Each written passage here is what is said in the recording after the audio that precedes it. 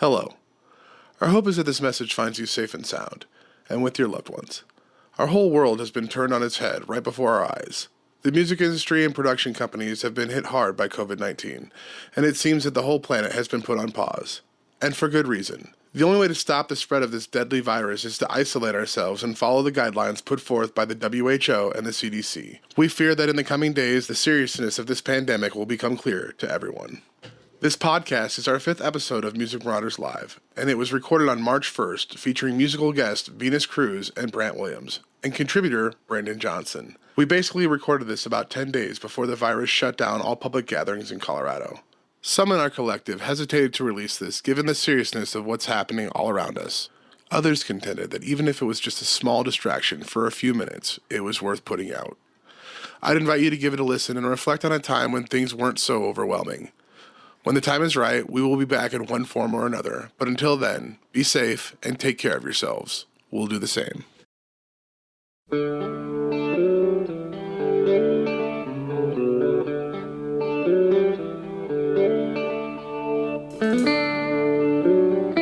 Live from Denver, Colorado, this is episode 5 of Music Marauders Live. We've got a great show today with an array of topics, an array of hooting and hollering from Nick. Yes. Who's wearing overalls today. Wearing overalls? Yep. We're going to reiterate that? Well, this is the first time. We're iterating it. We'll reiterate it later in the episode, too, Yeah, though. we'll talk about it later. So thank you, everybody who's tuned in. It means a lot that you would join us. We've got some great musical guests today. Let's start with recent shows that you have attended, since you're going to do the bulk of the heavy lifting on this one. Yeah, I think most of us have hit a couple shows, and I know most of us were at one specific show, in particular, either the first night or the second night of Oysterhead. Oysterhead's triumphant return after 14 years happened at the First Bank Center. I was lucky enough to get in both nights, despite lots of tussling and lots of fears and stuff before the show. There seemed to be lots of tickets available there, not necessarily, on the ground, as they say, but they were available. Face? Yeah, face or less. I saw a lot of $40, $50, and $60 tickets going on. I got 2 $30 tickets, and I think the face on them was $110 each. Yeah. Felt really good about that. Yeah. I mean, I don't know. Otherwise, I don't know that I could have justified going. That said, we talked about whether or not they would repeat sets, and I'm really glad that they did, because after I saw the set list, it was obvious that they were going to, because they played everything night 1. I was so glad to hear a polished night 2 with that similar set list. I thought it was terrifying and wonderful.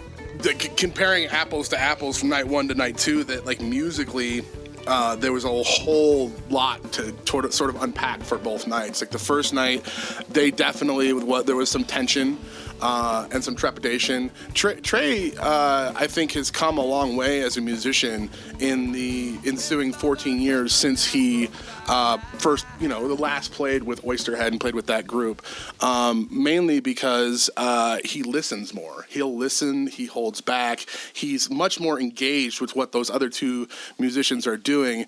And I don't know if that was as much the case previously. I know he's still shredding and still doing it, and we've also talked about the level of virtuosity on stage when you put that level of talent.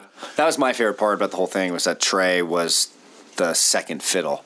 Les Claypool is the weird ringleader of that group, and it's fantastic. Did it not feel like Stuart Copeland was driving the bus? He was he was jumping around like a happy little schoolboy. He is incredible. Yeah.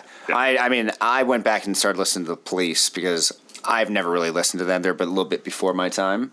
A lot of it before my time, but holy shit. The wife and I actually got a room at the Omni for a couple of days and made a little staycation out of it. So we had a really nice time, and we snuck the record player into the hotel room, just a little Crossley portable, and we were listening to The Police before night 1 on vinyl. So no, it was great, man, and that led right into Trey going down to Mexico. He actually he sat in with Dave Matthews Band down there, Dave Matthews and Tim Reynolds, which is kind of funny. They played Waste. It was atrocious, but that's okay. Well, I think that a lot of the vitriol online came from the fact that people wouldn't shut up, but that's another topic that we're going to talk about later on in the. But what's your favorite Waste? Of all time? Yeah. Actually, Jen Hartswick sat in on one with Trey Band in New Orleans last year. You have an answer for this? I do. Oh, yeah, I'm a geek. Surprising. It's actually kind of like me and Amy's song too. So I love that song. Fish Mexico shows, which were the following weekend after Oysterhead. If you have not done one of the all-inclusive travel packages with whatever band you like, every band seems to do them these days, it's hands down the best musical experience I've ever had. It beats Jam Cruise. It beats any festival I've ever been to. Really? It's Why? you're at a 5-star resort first off. So the 5 no, like straight up Okay. 5-star resort. The Like, cars are rated on amenities, not necessarily the quality of amenities. you're right. And this one is a brand new resort, so you're not at like an old resort. So everything's brand new. And if it was quality, it's going to be left soiled after Yeah, the fish oh, fans. yeah. So- And Did you play here last it year? lost a star. Yeah. And this is the last. now a They do 3-star. 3 months of CID. Does 3 months of events down there. So Well, and it's pretty crazy. Back to back to back. Yeah. Yeah. So you have, Everett Brothers have an event down there. Widespread Panic has an event down there. Dead and Company. Slightly It's just- Stupid has I an know. event. It's insane. It's But insane. you're right. You have a 5-star resort. Then all day you basically sit in the pool in this amazing pool. The waiters, hands down, are the nicest, most generous people because all they want to do is get tips. So they are fighting to give you banana daiquiris. It's fucking fantastic. And then you go and you see fish play on the beach. It's not the first time that's happened to him. Yeah. though. He's had people fighting to give him bananas all his life. There you go. All his life. But no, Look at it's incredible. So I was really lucky to go to that. A couple other shows that I've been to recently. I got to go to the Natalie Cressman Ian Fakini duo at Dazzle Jazz. They're a couple. Sorry, I've always happened. They're dating, and you can tell on stage that they have some amazing energy between them. All of the music was basically in Portuguese because he is a native Brazilian. Mm-hmm. So I was very surprised by that, and it was awesome. Nice. Yeah. What did you think of Dazzle? Dazzle it's still, I think, one of the most underrated places that we have in Denver. Just in all aspects. The food is great, the drinks are well priced, and then you get to see music that you don't get to see anywhere else. Agreed. Yeah. And it's nice to have a room where people aren't talking the whole fucking time. It was silent. Absolutely We're silent. gonna get to it, guys. It's called respect. Yeah. There was respect in the air. Yeah, that was awesome. Wonderful. I had a really interesting night on February 27th. Just to show you, just because you cover a lot of shows or whatever, you can still pay attention to social media and have some pretty amazing and interesting experiences. Washington's was doing a scavenger hunt where they were taping tickets for Arrested Development to various places around Fort Collins, and I happened to notice that they had taped some tickets to Arrested Development. I was going to shoot a show later that night anyway at Avogadro's. I'll get to that in a second. And I saw that these tickets were literally taped to the wall at the old Lyric in Fort Collins. And so my buddy called me up, and I'm like, where are you at right now? And he's like, oh, I'm driving down Taft. I was like, turn around. And so he turned around, and he went back there, and those tickets had sat on that wall for a couple hours, showing you how many people are engaged with social media in Fort Collins. And That's still a town, eh? yeah, he's still there, and so they got the tickets, and we started our night with Arrested Development. That was interesting. Is that a show or is that a band? The band Arrested Development, Mr. Wendell. Yeah. Keep going, keep going. I'm not sorry, good. sorry, okay. You know that, right? Like, I don't. It was a very short pocket of like the early '90s. I mean, we're this. I know. Okay, all right. But here's the thing. They're Grammy Award-winning hip hop artists that were like seminal and influential in the early '90s, and they focused on a more of a positive sort of earth-conscious hip hop, more opposed to some of the other styles of rap that was going on at that time, which I have no fucking knowledge of. But anyway, I mean, a little bit. I like hip hop, but I'm just anyway. Did you see Tom Steyer dancing with Juvenile to back that ass up on stage? No, but he's no longer in the race. Saw that. Yeah, I saw that. It was delightful, Sorry. though. It was a very, Anyway, very endearing moment. They put on No. I mean, good question, but no. So anyway, they put on an amazing show, rightly so. Good crowd at Washington's, super excited. We dipped out a little bit early to go over to Avogadro's and catch CBDB with Kendall Street Company.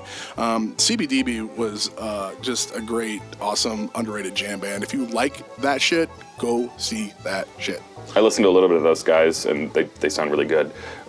How's Washington's? Pretty cool venue. We've talked about Washington a We have a little little bit, bit, but pretty big space, or what? It's a 950-person room that's been totally redesigned as a state-of-the-art. Anybody who's ever been to the old Wash Bar, and if you've ever been to Fort Collins, people remember the Wash Bar as like sort of an old wooden ship with like oil paintings and like bad college decisions in every corner. You know what I mean? So like it's one of those places that you would go and have a couple of beers and maybe catch the game and dip out to somewhere else. But their food was okay, but it was just bar food. Nothing even close to like Dark Horse in Boulder, which is a very good establishment. You should sponsor us. Anyway, moving forward.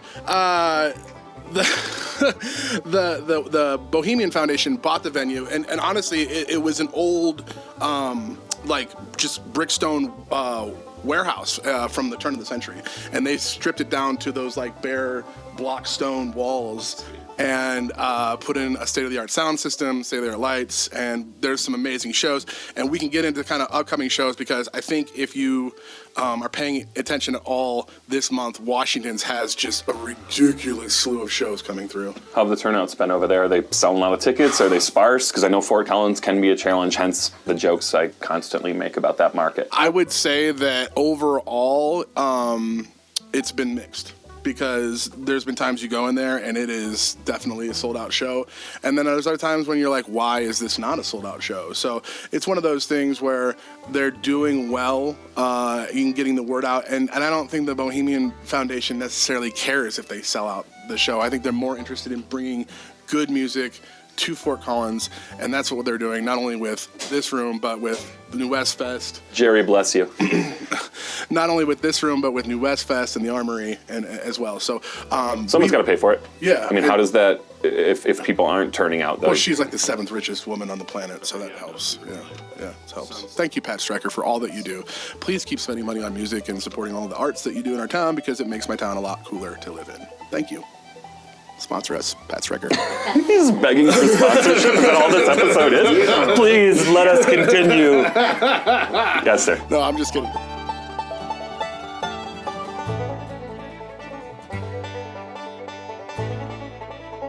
So David Byrne was on SNL. Yeah, I did want to mention that. Yeah. Not only is David... Wait, we good with that last part? Do you have anything else to say? I love Fort Collins. Thanks for coming out. Okay. You going to ask anybody else for sponsorship before we continue? No, we'll work on that later. Throughout the rest of the show. All right, so David Byrne was on Saturday Night Live, and just one of my favorite artists. It was really cool. Did anybody see the performance? I did. I Did you? did not catch it, but did you catch him live at Red Rocks last year? I did. Oh, yeah. Didn't. I wish I did. I wasn't in town. Amazing. Yeah.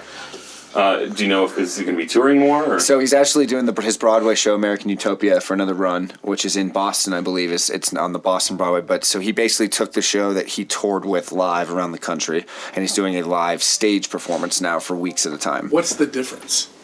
I don't know. Him performing, right? Oh, so I think it's literally the same show. Yeah. They're just doing it in epic theaters So instead of. it's that line of performers that are moving around and shifting. It's so cool. All There's a wireless. It's incredible. Yeah, it's a really cool thing. Yeah. He's also there. Spike Lee is turning that into a movie. I saw that. Yeah, That's we had going to that be on amazing. news in episode 4. And then there was a lot of chatter. I can't remember if we covered it in the other episodes, but there was a lot of chatter on the internet after the Talking Heads launched their official Instagram page. So people aren't sure what is happening. They're selling some archival recordings. No, I'm kidding. I hope they actually are doing it. David Byrne squashed it. Oh, did he? Oh, did he call Instantly, you and tell you? Yeah. I just it's here. I'll show you the text. Oh. Yeah, he squashed it right away. Okay. Yep. Wait. So he would have had to have been consulted about it, just at least momentarily. I didn't say he didn't say create a face or an Instagram page. You're probably right. They probably are going to use it for marketing and to sell some, older. Oh, you're saying that he came out and said We're not absolutely. getting back together. He's been saying that for 20-something years. And he's been right, hasn't he? They performed at the Rock and Roll Hall of Fame together, and that's it. I think they've done it once in the last 30 years. Well, I don't think that... What's the issue? I don't really know the backstory. Because David Byrne's ego? I mean, like, what... Please sponsor us, David. No, I believe he is... Hey... Dude, help me out. Do a Google search here. No. I'm pretty sure that he has come out and said in interviews, why would I do a reunion with the Talking Heads? The Talking Heads was basically me. He said that before. That's fair. That's not fair, but that doesn't mean we don't want to see Tina slap that bass. Am I wrong? No, dude, I'm with you. I mean fucking... Bernie Worrell amazing. just rolled over in his grave, but that's okay. I'm going to jump out here. This has been fantastic so far. I'm stoked. Okay. Thanks, guys. Ryan, back to you. Very quickly. Venus, come on up. Yeah, Venus, come on I up. was a big fan of Selena, Who? David Byrne. Oh, yeah? Yeah, I think he produced an album. Here, come closer.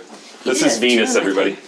With him. Venus. Yeah. He did a what with He her? produced a tune, and I think he sang with her. Seriously? Yeah, he was like a big fan of Selena. Cool. Who isn't, Great. though, right? That's cool. David Byrne's amazing. Also, He's she's a still alive. musical genius. He's one of the greatest things that's ever come into music in our time. I just would, people are nostalgic as hell. We've talked about that. Yeah. I believe that was one of the reasons he said it wasn't going to happen. Like when the Pixies did their initial reunion tour, he said something like, "Is this real or is this just a nostalgia act?" And like, I don't think he wanted to go down that path. And I get that. I mean, look at some of the nostalgia acts and look what it's doing. It feels like a lot of them are just kind of cash cows, and it doesn't really feel very genuine. A lot of these, yeah. I mean, I still want to go to all of them. Yeah. But when Nostalgia's you can a hell of afford, a right? drug. They're literally banking on me being nostalgic. Which we are.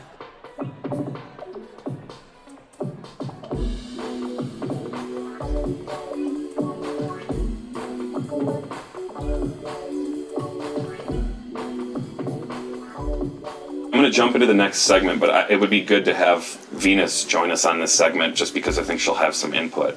Can you introduce Venus for us? Yeah, this is Venus, everybody. She's going to be performing a little bit later as well. But the next segment we have here is something that drives me nuts, and I'm not going to rant as I did in the last episode. I'm calm. I'm chill. Sober. Crystal safe. I'm sober. I'm more sober. Well, not over. I'm more sober than than the last episode. Talking at shows.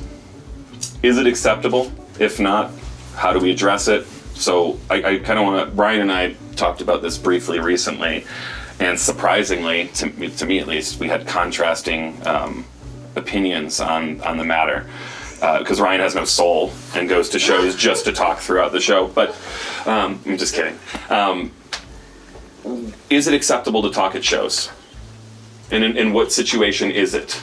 So my point initially was that it's about the expectation, and it all depends on where you are. Mm-hmm. You mentioned like going to a jazz club and having the crowd be silent. That is very, very different than going to a Cervantes or like an Ogden or Bluebird show when like the venue is billing it as a party. You can't create a party atmosphere and then get mad that people are partying. Okay. This is also a conversation. And I will. This is also a conversation that like and it's more about like it's unavoidable. Like this is a conversation that's literally been happening since live music was live music. Like Mozart. since the first Well, people shut up during the sixth movement. I'm trying to fucking pay attention. It's honestly like there's been bitching about this ever since there's been live music. Like it's not going to change. So like I think like yeah, there is we can all agree that it's really fucking annoying, but like you're also at venues that are banking on people getting shit faced. Like Kevin mentioned either last episode or the one before it, like Colorado is a notoriously chompy scene, and like that chompy, and that's not. I mean, that's not just booze if we're being honest, but like it's everything. It's everything, yeah, and like it's I more so don't like. I absolutely agree it shouldn't happen, but the expectation that it's not going to, or like getting yourself worked up over it, is fucking pointless. There's a couple things you can do.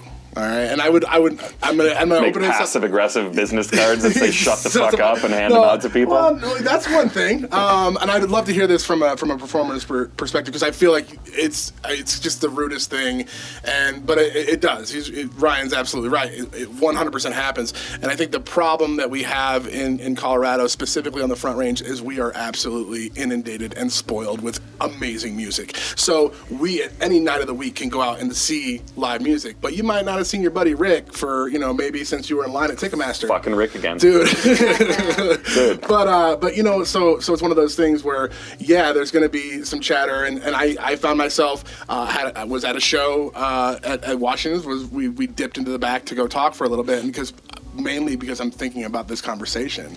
Like, I think you can tell by the venue, is the bar where you're serving liquor in the room where you're serving music? Because if it's the same, then the priority for the venue is pretty spelled out. There you go. Okay, so there's plenty of great rooms where the bar is separated, and they're starting to do that more and more. But I would like to hear a performer's perspective on just chatter. Like, do you notice it? Do you hear it? Or are you so focused in the moment? Like, what is it like when somebody's literally just won't shut the front door?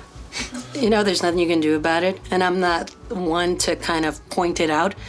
If anything, I'll always be inclusive with the crowd or find a way to, like, one of my shticks, you see, is to, and it's a lately shtick, is I ask the audience to, like, give me a thread, like a good thread on their phone, and I'll sing out that thread, and sometimes it's ridiculous. I sang one about this guy from Little Rock who was, like, driving through the mountains and hit a deer, and I had to find a hook for it. Oh, it was hard. Just shot it in the face. He was an Arkansas guy. But there's nothing you can do about it. I think Denver knows how to behave. And if you're going to be at Cervantes, you talk in the back, or you go outside and you have that smoke. But people do come to shows. And there are people that are just going to talk at you. So I'll do a gig. Well, at Dazzle, the old Dazzle, people used to talk to me all the time, and I talk back. But then I get their attention. I think we're a listening culture.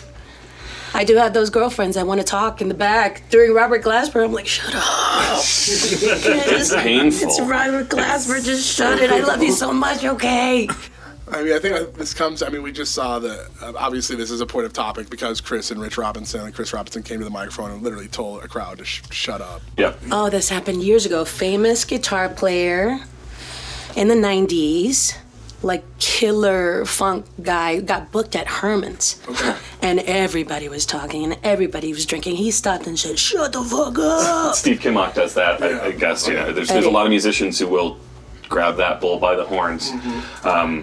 I do think, so I am one of those people that it affects, like, I fixate on it, and I don't know if it's just a little bit of my OCD, but it will ruin the time for me to show up. I'm so focused on the conversations that are going on around me, and to address the other part of how do we change it, or how do we make it so how do we communicate to folks that it is affecting us, they're talking.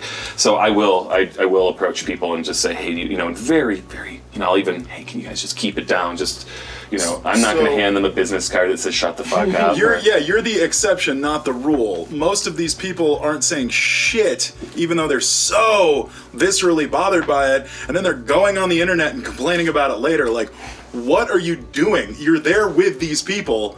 Fucking say something, you have a chance or don't say anything at all. Like, I can tell you that I have been at a show at Red Rocks, and it's maybe even towards the back, and so that was maybe my bad, right?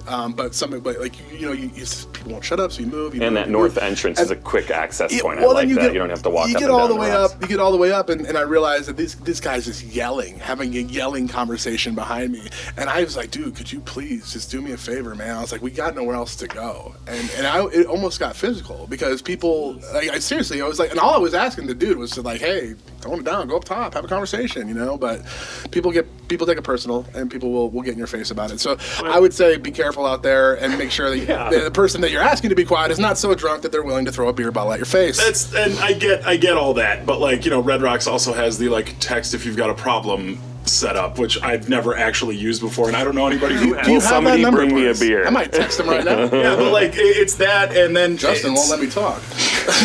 We're talking about being better at listening. That's part of communication, and passive aggressive cards, not saying something to somebody, or just asking. I went to a Flight of the Conchord show at Red Rocks, which is a comedy show. Mm-hmm. So it's. You're supposed to be listening, and I had these two middle-aged shit-faced guys behind me who wouldn't shut the fuck up for half of the set. And I asked them 2 or 3 times to be quiet, and finally the one guy who was, I'll guess, more sober, just grabbed his friend and dragged him out. It was just like, I'm sorry, we gotta go. And that it was annoying, but like it didn't ruin my night. And like they did eventually stop after I had to ask them. But like if I wouldn't have said anything, they would have kept going, and everyone around us would have been seething. But like you just take the step, talk to people. Sure. Like one of the things you and I talked about, besides your talking at shows, is just the fact that a lot of people who complain about the talking are a lot of the times people who will walk right up to you at a show and talk your fucking they're ear all off. chatty fucking Cathys. Yeah, they're internet. They're like these internet evangelists, and then when you're there, they'll be the first ones to talk your ear off. Mm-hmm. Like, make up your mind. It's obviously I don't like the talking at shows, but the pure hypocrisy around this conversation every single time it comes up bothers the shit out of me. Yeah, and it's on a night-to-night basis. I would recommend something that I've done a long time ago is I got custom earplugs, not only for your ear production, but just get custom earplugs because it cuts out the bottom 25 decibels, and you don't just hear that asshole that's right next to you. Are people like? You also got those brass knuckles too. Yeah. Are people like really talking that much? Or I mean, it's easy. The default, sure, but the default is to kind of pay attention to the people in the back. When we look at the rest of the room, and most of us are listening. There are conversations like this going on at shows in the second or third row, like a full-on group conversation, you know. And God, what show? I'm never mind. I don't know. well, I don't want to name any clubs because I don't want to just. I will, and I'll go the other way because I, as I've said a number of times, like I just shot Mandolin Orange in January. Boy, you could have heard a pin drop. Kate Rudy was the opener. So name and those somebody, venues. and somebody sneezed. That was at Washington's. Okay. Somebody sneezed during the open set, and the opening singer, God blessed him. And she's like mid lyric, and she's like, God bless you. Because that's how quiet it was. And like I said, there are listening rooms. There are places that you can go. It really depends on the show you're going to see too. Right, like the if you're at a super high energy show, then you're gonna have higher energy in the crowd. Sure. Oh, and I just wanted to say, it also really depends on the energy you're getting from the musician, because as you know, everybody goes to Red Rocks, you see tons of chatting and all kinds of stuff like that. But a couple years ago, I saw Joe Russo's Almost Dead there, and I think they encored or ended their second set with Morning Dew, and you could hear a pin drop. It was absolutely silent. Every single seat in that house was just hanging on every word. That's rare, It is very especially rare. in that genre. In that genre, I feel 2 like it years is. ago, I shot the Evett Brothers at Red Rocks, except for one drunk frat boy about row 32. And we all knew where he was at, you know what I mean? Like, everybody knew where that guy was at. One drunk guy screaming, "Ah!" you know, whatever. But, Frat boy shit. yeah, but the entirety of Red Rocks was locked in and paying attention. Yeah. And it felt special. I know just as a shooter, and I'm sure Brandon and, well, everybody else in here who has wandered a crowd with a camera before can attest, like, people really, really want to talk to you about your gear and what you're doing every time you, like, try to work your way through a crowd. I've never like, seen a photographer before. Yeah, What is what's that? that thing? How'd you get that in here, bro? What is that button do? My friends? Like, no. Well, I don't have a .95. My favorite thing to do in those situations, especially if I have like something larger, like a 90mm lens, I'll just take the picture and then like they'll be like, "How does it look?" Like, "Yeah, it looks great," and then just walk away. I'll post it on Music Marauders Live. Yeah, I get it. I mean, I know. I agree with the spirit of this. My problem is the how it is reacted to and the kind of implementation of like, what do you do? Like, you talk to people. And again, I think, engage with people. And by doing that, can't we make it something that feels shameful? Can't we? I mean, after talking, I feel like when you talk to somebody, it's embarrassing to that person, typically. I mean, most people don't receive criticism well in a live setting like that. Most people don't react to shame well either, so no. Understood. But I just think that if there was a thought that went into it about, you know, maybe somebody is going to come up to me and say something. Like if I'm talking. Chris Robinson. I mean, fuck, if the artist is calling you out, that's like the next level. That's, if you're interrupting a show like that, that's crazy. And then, I don't know if you noticed, the crowd went right back to talking after Yeah, I want to hear the yelled at them. room recording and how long it took everybody to start talking again after that. It was like 10 seconds. It's on the video. There you They go, just like- go right back to talking. There was another one. But it's Chris Robinson, so who guitarist from cares? Stain. Did you see that video that just came out just recently? I try to avoid Stained at all costs. It was an acoustic performance. It's been a while. Sounds one could say. beautiful. Yeah, it was very wonderful. I don't know if I'm a correct band there, man. Somebody help me out there. But he did the same thing where he's like, it was the encore and it was a thank you, like a very soft acoustic thank you song to the crowd. And he just I got Brad real good on that. Yeah. let's move on from this topic. Do you guys? No resolution. Let's move on. That's it.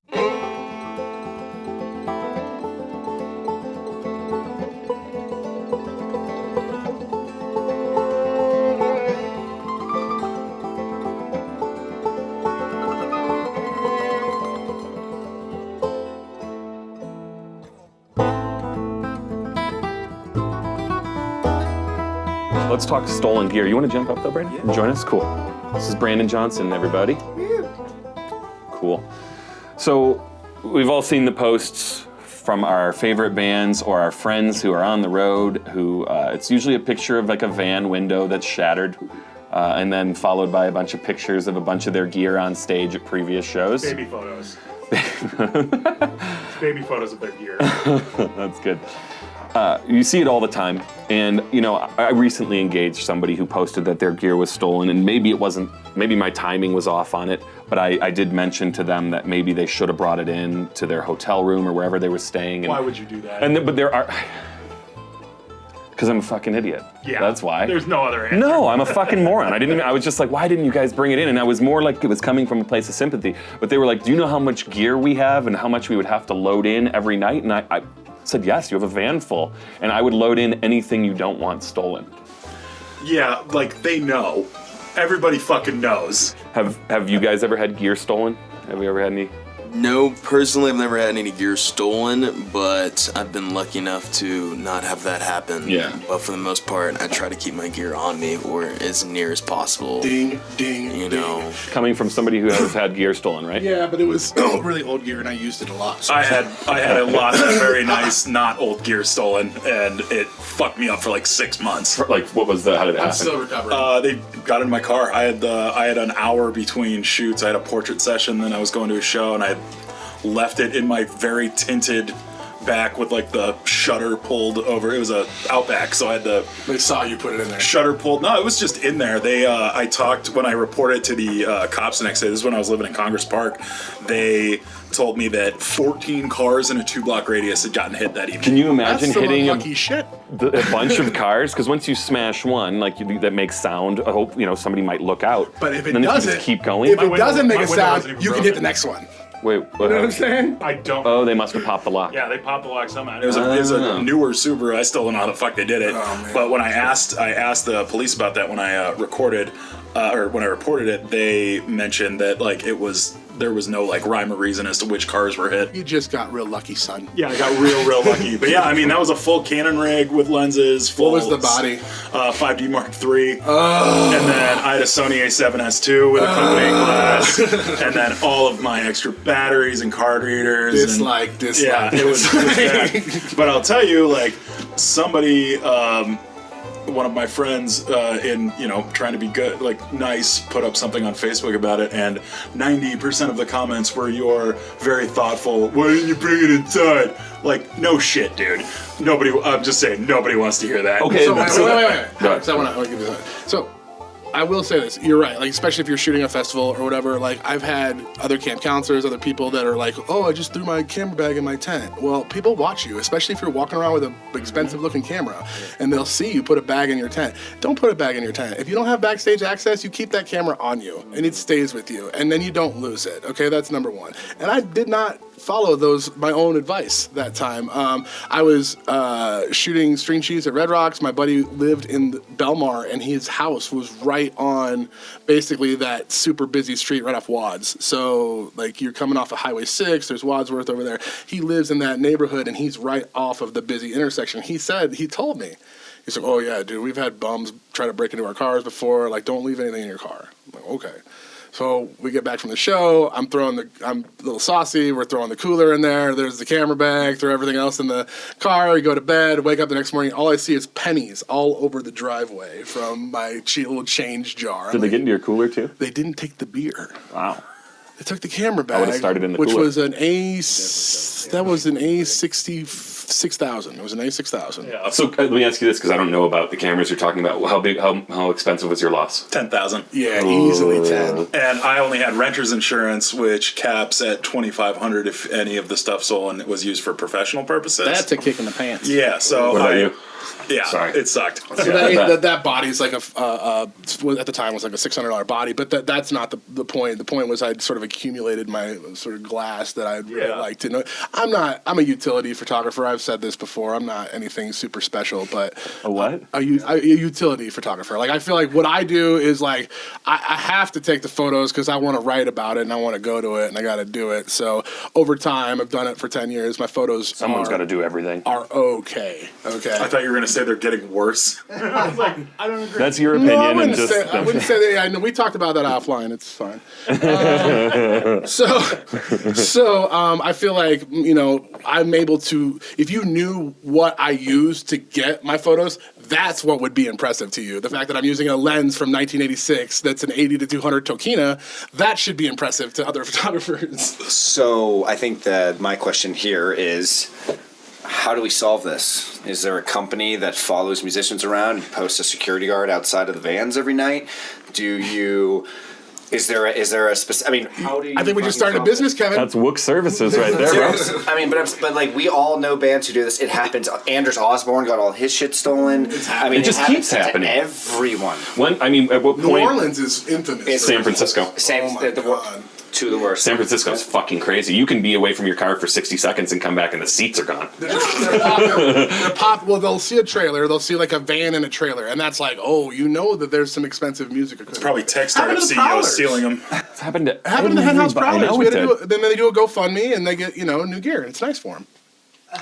No, wait, The sentimental nature. I mean, I'm overlook. kidding. Yeah. I'm kidding. And I appreciate sucks. the people who do support that. But if we could just circumvent that right from the get go and not have the stolen gear happen, then no one has to pay out of pocket. So a lock company or something. I like his idea. What- Are you what available services? to stand by You like trailers to overnight stand and by look mean? Trailers overnight. Drug situation. It goes back to your lot lizard days, right? Yeah. That's nice. Which was just recently. That was like last week. A couple weeks ago.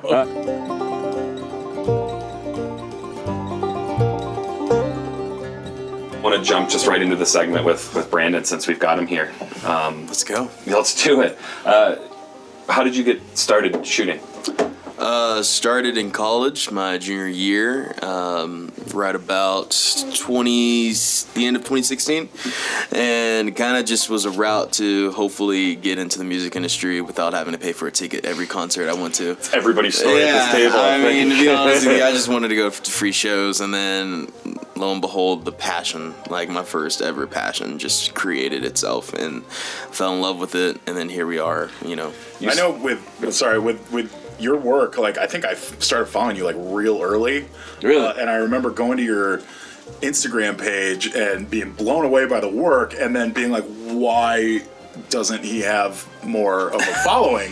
It just Sounds like he got started just a couple of years ago. Yeah, it was. Well, that makes sense to me. But it was just like I remember seeing some of your work and then going to your page and being like, "What the hell is wrong with people? Why don't you like this?" To touch on that, it's not more of like, okay, a lot of people aren't seeing this. I feel like nowadays it's more accessible to see anything than ever. But it's the fact that when people see your work, whether it's on Instagram or Facebook or wherever they see it, and they don't have you in front of them to put a face and a body to the work, they kind of create this misconceived notion of you, maybe from other people or just, who you are online, and they kind of just like put you in this little box, and I think we all kind of do that with people. Yeah, Like, it is it's what like it a is. human thing where you get this idea in your head about how this person is, and how can you base that off of somebody's photography? Right, It's you kind see of this person always at a show, you're like, okay, well, I don't know him, but he's always there, so That guy. he must be doing something, but let's just keep him to the side. Yeah, it's one of those things where your identity almost becomes your brand, and at some point you're like, can I just be a photographer? Can I just go shoot shows and let my work speak for itself? And I think, some in some ways we'll never get past that. In other ways, especially for like the work that you're doing, how vivid your photography is, and just the color that you are able to get with your imagery is just so Style. It's impressive. It is a style, and that's Thank you. hard to do. I mean, because it's like writing a song. There's so many songs out there. Yeah. There's so. Shut up. We're getting some interference here. We're just looking at his website. Sorry. Oh, we don't even have to edit it. They're talking in the background. They're all excited about Brandon's start. That's good. All right, well, that's good. We'll leave that. But it's impressive when you your imagery can speak for itself, and I think yours definitely does. And I would like to. I mean, like, you've done a lot of cool stuff beyond being Music Marauders contributor too. I mean, talk a little bit about what you did a year at summer camp. Camp counselor. So, I'll even start before that. Before Music Marauders, it was, just doing a lot of stuff for college newspapers and stuff like that, and sneaking in the camera. And then, I hit up Justin. I was trying to find, like, actual publications that I could, like, send a press request with. And so I was in my dorm room, and I was like, Music Marauders, like, here's me, here's what I am, and I would love to just, shoot shows in Fayetteville, and that's kind of got my ball rolling. And then, word spread, and then after that I moved to Colorado after college. Did you start shooting for us out there? Yes, okay, in Arkansas. I couldn't remember. Yeah. How did you find us out there? How does that come up? Man, I was just online trying to find any publication that was just, wanting content. Music well, you found one in Arkansas. There was like one venue, and I was just like always sending them, hey, Music Marauders. Yeah. But after I moved here to Colorado, I hit up a lot of magazines, Denver Westward 303 magazine, and I've been running with them ever since I moved out here in late 2018. So talk about cracking that egg. 'Cause I know a lot of people have reached out to Westford or try to reach out to 303. It's hard, man. It's difficult, and they a lot of people. I found this with Relics and other things. Once an editor or a publisher has a sort of group of people that they like to use, that's it. They don't need to reach out into the pool to get more people. So talk to me about cracking that egg a little bit. Yeah, cracking that egg in the whole music industry itself is very, very hard. Not just these publications, but these touring artists, these venues, all these people have their list of people. But to more point on how I cracked that egg with, the two publications was I was badgering them. I was sending out emails. I was ready to go up there in person. I was just like, all right, it's been a month, let me put a face to my email. And, I'm born and raised in Arkansas, and my mentality is if you want it, you got to go get it. And, you got to, if you keep pushing, hopefully they'll, pull you with them, Absolutely. What was it like that year you did the camp counselor deal? What was your experience? I have no opinion about the program at all. Yeah, no, summer camp camp counselor, I was just like, I saw their link, and I was just like, I would love to do this. I got accepted, and in that role, I was able to, bring my camera and stuff, and, it was a fun year, man. Just being able to, like, summer camp is just the embodiment of who I like to be around, and for the most part of concert settings. And I felt like this was a great place for me to actually not only bring my camera and do what I like to do, but also help others who haven't been to summer camp, and people, whoever they may be, whoever they may look like, just kind of come in and feel like they're at home. Yeah. That's cool. It is one of those coming home type festivals. Oh, I was making sure Justin's mic was back on. I am, yeah. Brandon, I realized when you got here today, I think you covered a show for me, like, relatively recently. Yeah. It was, did you do one at Streets of London on Colfax? Yeah, I did Streets. They hit me up. I think, you were filling in for me. Yeah. That's too funny. The tiny world of Music Marauders. I was just like, I thought you were performing or something. Like, I forgot about that. Yeah, thank you for that. Yeah, man. Yeah. That's too funny. That was when I first started working with them. House photog stuff. Yeah, there was a weekend, like, to kick that all off that I wasn't going to be here for, so I had to find replacements, and I think Doug did one for me, and then Brandon you did one as well. Yeah, appreciate that. That's man. awesome. Yeah, Streets Denver, and before you brought them to my attention, I had no idea that music, concerts were there. Yeah. And I've been there for a drink and what happened, the pizza joint right beside it. But, I was just like, wow, this is in your face type concert. And I'm all about that, So now you've been out in Denver for what, 2-3 years at this point? About almost 2 years now, 2018, yeah.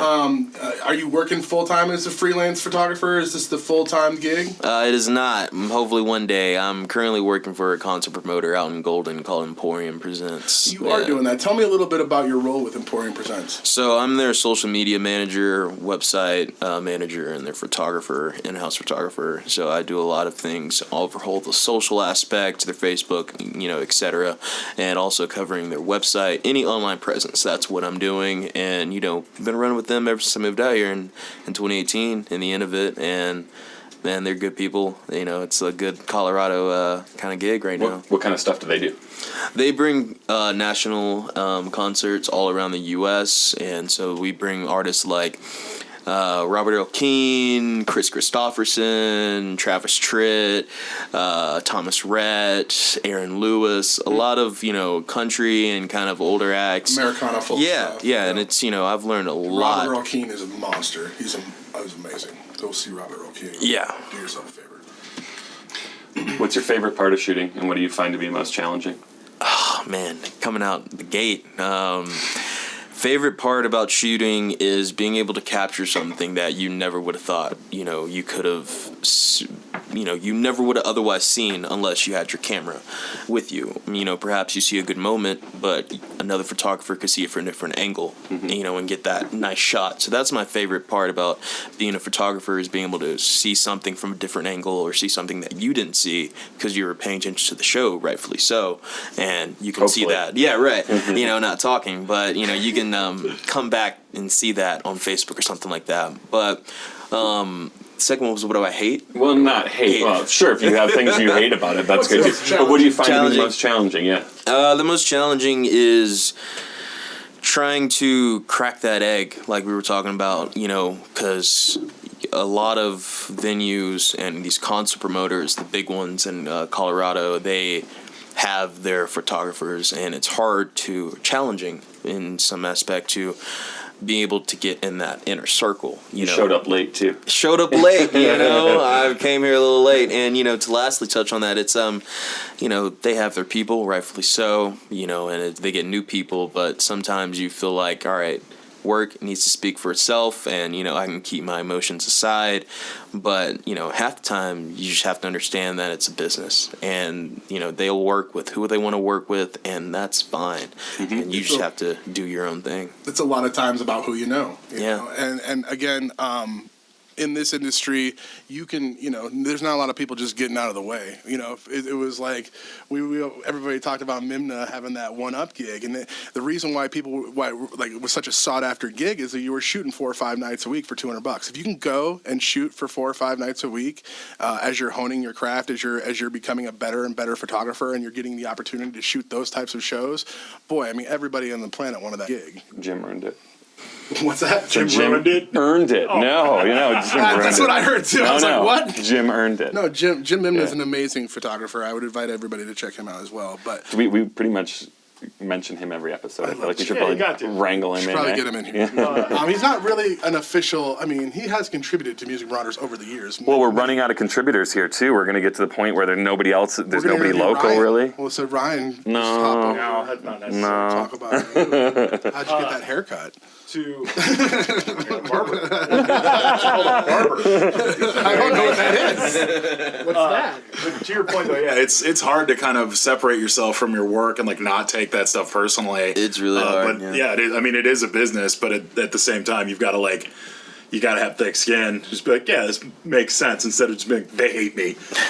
You will die in the music industry if you don't have thick skin. Oh, yeah. I'm almost dead. And it's, I'll touch on this lastly. It's, it's kind of a positive thing also, because it keeps the candle lit, it keeps it burning in the midnight, and, it pushes me more, and, to have that little thing to see that, photographers that I see and, associate with, they're getting gigs, and I'm like, okay, we're getting somewhere, photography, they see us, and, they're paying us, and most importantly, and it's such a good thing, but also, all right, time to push the envelope, time to, put myself in a point where they can't overlook me anymore, you know. Yeah, I think your imagery is doing that for you, and so I would invite you to continue to hone your craft and continue to put out amazing photos and stills, because what you're doing is elevating the art form. You're elevating what we're all doing, and we appreciate it. Did you invite him to continue crushing? Appreciate that. I really enjoyed if I that. could invite you, That's a friend accepted right there. No, you it's know, on awesome. Facebook, you know, I do want to ask you before we let you go here. Yeah. What's the dream job? Like what's the highest you can get? Man, before I moved out here in Colorado, my dream job was to do photography full time. You know, if I could do that still somehow, some way, I would. You know, yeah, and get paid. You know, comfortably and do what I like to do. Love that. But when I moved out here and got my full-time job, first time full-time employment in the music industry, you know, I really decided that, you know, the creative direction and kind of like artistry inside the music industry and helping artists craft their online presence or whoever they want to be is kind of the realm I want to be in. You know, creative director, art director for, you know, whether it be a record label or another concert promoter, but being able to, you know, create more stuff content-wise, but also help, you know, shape an artist or shape a business is where I want to be, hopefully. Awesome. Well, I think it's just a matter of time for you, Brandon. I appreciate you taking the time to come and talk to us. We will continue to follow your progress, and we're stoked for everything you're doing. Yeah, Thank you. It's been a long time coming. Thank you. Yeah, thank you. Thank you. Real quick though, where can people find your work? Oh yeah, Let's do that. Yeah, let me get the Plug little it. social plug. Yeah, let's do you can- that. All social platforms is B Johnson XAR, Instagram, Facebook, Twitter, website. You can find me on Facebook page B Johnson XAR Photography. Pornhub. Yeah, Pornhub, B Johnson XAR. It's all there, everything. But yeah, thank you guys so much. Thanks, bud. Yeah. Appreciate you.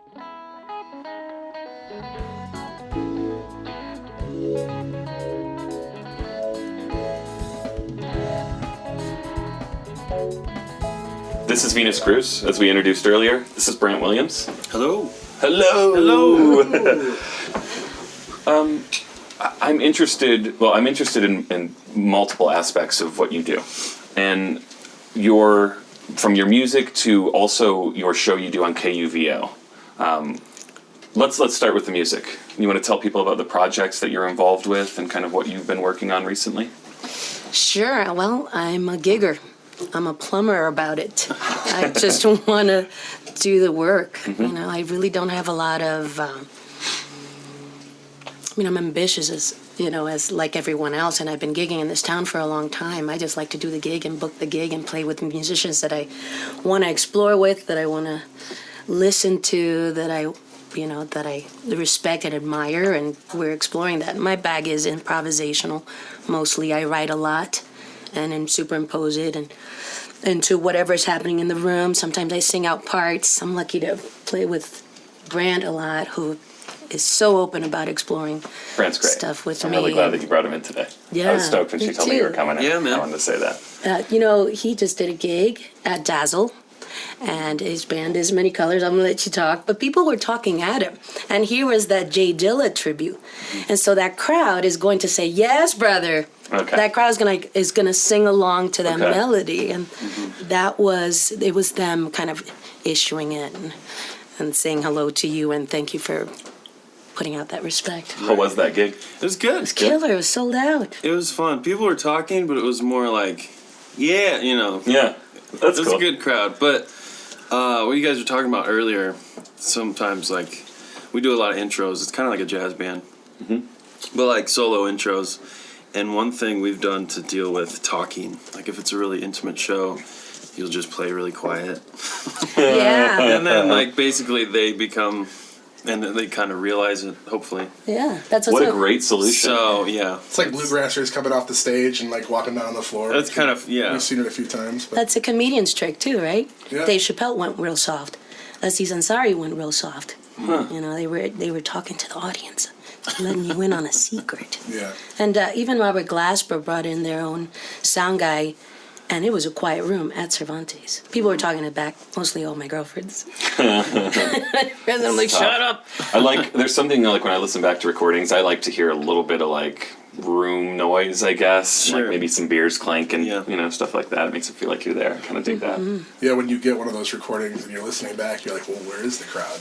Like, Yeah, some of those soundboard recordings are really hollow because the crowd isn't really, there isn't much to it. A few rooms that I've worked with have actually done a matrix soundboard with a crowd, an audience mic, just to kind of fill it up a little bit. bodies absorb sound and make a room sound fuller. Do you book yourself? Do you handle your own booking? Yeah. I'm Forever and a sorry. day.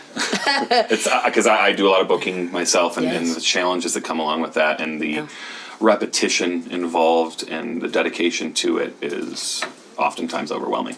I have to send out those emails first thing in the morning. My relationships are important. I'm also that person that musician and that vocalist that works on that I build relationships, and I have a little bit of a reputation, but I am all I have. And I do everybody's taxes. Oh yeah. I take in that W-9 hit every year. I've Oh, gotten wow. pretty good at it, though. Yeah. It's a matter of time. What are the most challenging aspects of booking shows and creating momentum in a market like the Front Range of Colorado? Being believed, being, it's hard. I know there are some really great women in the scene, and how lucky are we? But it is a men's market, and I'm surrounded by wonderful men all the time. I'm super, super lucky. I'm glad to hear that, Yeah. because, it's But- not always the case. Yeah, exactly. It's not always the case. It's not just Colorado. I would argue that the music market and the music scene in general in this country is very male dominant. I agree. Yeah. Jazz, all of it it's mostly. So We do have some wonderful women in this market that We are do. fantastic performers and support one another. I've had to fight. I'm sure. Yeah, a lot. And even with, a lot of those crowds, they kind of know my name, but they don't know what I do. And I'm at fault because I just can't release that record. I've released jazz stuff earlier in my life, but I'm a live person, so I need to figure out a way to record a record live. I don't do well in studio. I'll just cry. Tell you all my It's a lot cheaper, too, to probably record live, I would Yeah, think. totally. Yeah, I Have need you the looked at a know-how. place like Silo Sounds where they have the ISO, but you can do the live recording? I'm familiar with it, but no, I don't know anyone There's some there. interesting studio solutions. I also did. What about like a live at Dazzle kind of thing? I mean, I know they've got a bunch of gear in there and they do broadcasts from there and stuff. You could even do it where it's like live streaming too. That could be kind of cool. Or are you looking to Yeah. not have an audience? No, I do that. like a little bit of an audience. Mm-hmm. I think I feed a lot, and I do better in small rooms, because I can say whatever the hell I want. Mm-hmm. But I love to find someone that can help me do that. I'm really good at organizing for other people and other musicians, sending contacts, helping them with all that stuff. I'm not so good at it for myself. Let's have a conversation after this. Thank you. Yeah, next week or two here. Let's circle back on this same conversation. What are you doing? Who are you playing with? Besides yourself. Bunch of shit. Bunch of stuff. I'm Good. doing a bunch of, been working a lot with Color Red, which is Eddie Roberts' label. Yeah. They come up every episode, pretty Yeah. much in Well, conversation. the reason why I was looking at my phone was because I did a session where I did a video session with the new Master Sounds, and there's a studio in Morrison where we did record live. In fact, I was the heavy breathing in the room with Eddie Roberts while he was playing guitar. We recorded it live, and that was like the fourth take, like the third or fourth take. He's like, "That's the one," and I was like, "Oh, the one with me breathing on." How is it working with Eddie and Color Red? It's great. I've met Eddie once. Okay. Most of the stuff is through Mike Tallman. He works with Youth Orchestra. We love Mike. Also Yeah. comes up He's every my- episode. He's my He's brother. my man, yeah. I went to college with Mike, and so Cool. they- I'm from Iowa, they- so that's where I met him. Do you know who I am? No, I don't. Who did you play with? Did you Nope. go to? Were you in Iowa City? Ames. In Ames, maybe that was Work Shy is The Work where I Shy. came So out with Ben and those guys? yeah. Yeah. Yeah. Yeah. Jiho. Yeah. Bunch of motherfuckers. Well, yeah, so Youth Orchestra played my wedding. And Oh, I've cool. known those guys for a long time. Nice. I'm married to the Aggie. Great. You did. I was there. Go Rams. Were you wearing tie-dye? I was. So was my wife, a little bit. So what else are you doing? Who else are you playing with? I have a bunch of plans. Like Kim Dawson's releasing a single Tuesday. Mhm. that I was on. Cool. Will Blades was on it. He's great. Yeah. That's a powerhouse. That was cool to get the invite to that. Yeah. I have a thing with Dan Africano, Ghostlight, and Neil from Dope Pod. We have a little trio. And me. And hi. And we're just talking about it. There's nothing hard. There's nothing happening really, but we want to do a poetry thing where we put a bunch of poets and poems to song. And just play together all the just time. play together. I love playing with What's you. the project called, or do you have a name yet? Venus Cruz and Brant Williams. I don't know. It's been a few drunken conversations. Oh, cool. Wonderful. Fun, my favorite. Yes. Planning Yeah. sessions. And then my main thing is Many Colors. It's like a hip hop instrumental group.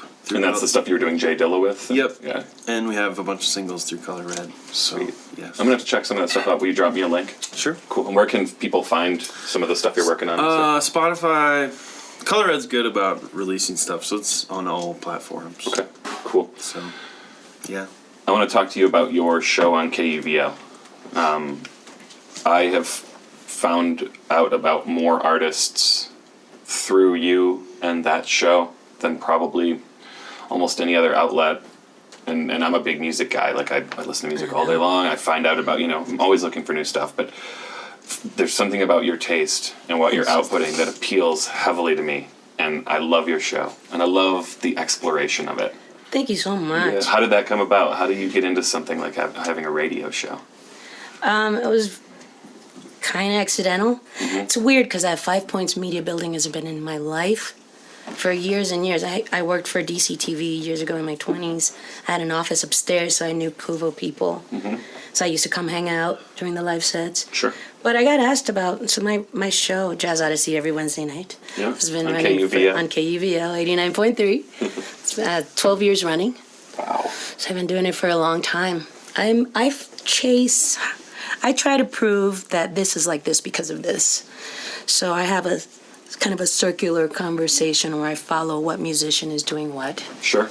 But I love to dig, and I'm a really good listener. I like to think. Yeah, you do a lot of digging, it seems, because a lot of that, there's artists I've never even heard of. One of the artists I found out about through you who I really dig is Chassel. I know. I was We've just talked looking about- at our Yeah, we've talked about conversation. Chassel, and that's probably why I was reminded by that. I watch his India more, once a month maybe, and his projects are so cool. And some of my friends have been talking about Chassel recently, and one of my friends saw him at Montreux Jazz.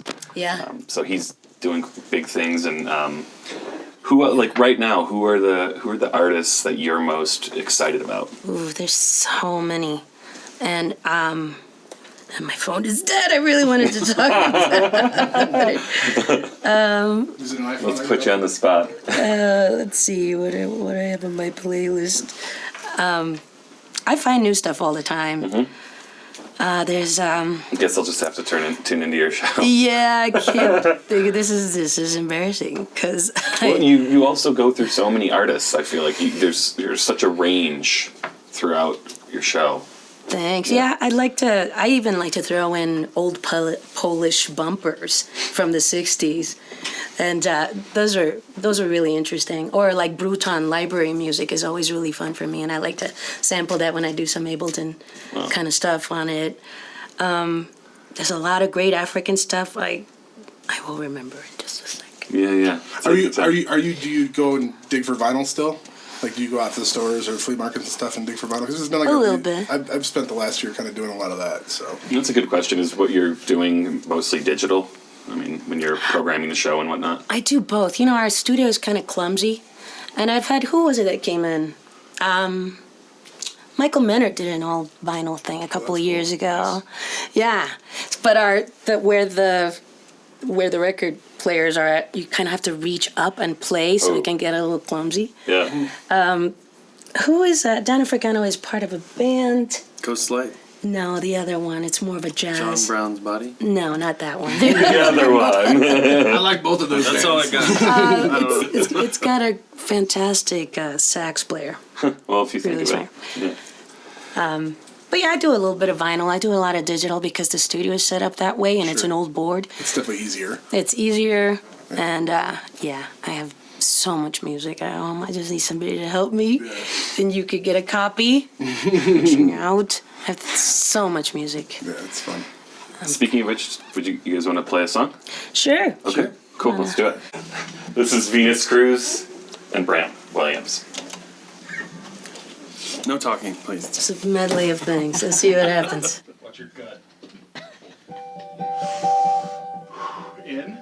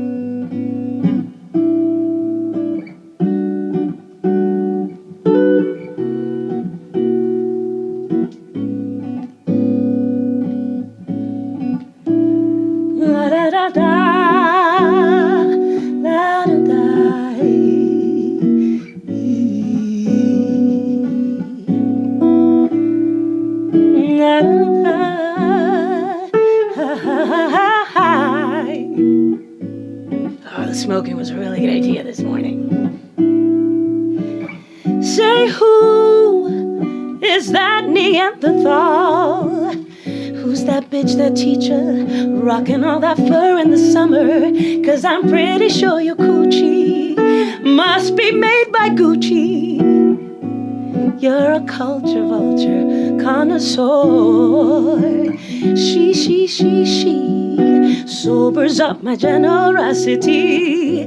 She deflects when I point out that revving up that engine too hard and too fast is gonna burn you out, and it's a drag, and it's a fucking drag. And it's 80 degrees and she's leaving debris. Big hair, big love, big tits, big everything, yeah. It's 80 degrees and she's leaving debris. Eyelashes, broken heels, and rocking all that red lipstick. Rocking all that red. And as I see her coming down the stairs, tripping from God knows where, you know I love her, I need her, I want her in my life.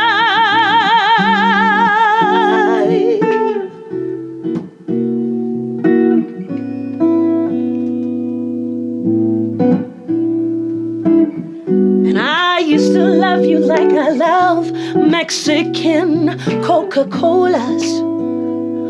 Oh boy, yeah. Been through it, rum, then never humdrum. Put my feet up, still ended up goddamn solar. Been drinking cream, some eating dim, some on Sunday mornings bunched up, crunched up. I got my hair did up like a chola. Yeah, you were my favorite soda. And we were almond trees, acerolas, prophets of myth. Sang kofa stories that swing batter, swing batter, swing enemies. And after all this time, I sit here wishing, I just wish our love could be as equal to everything I'm feeling. I hope we grow. You were my favorite soda. Oh boy, oh boy.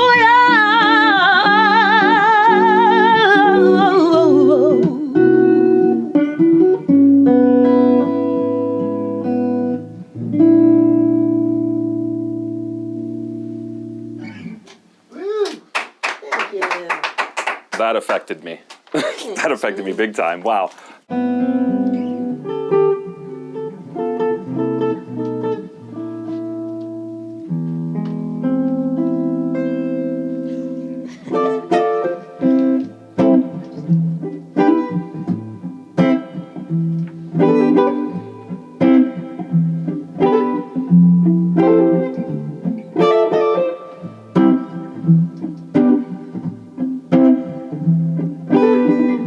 Damn it, Brant.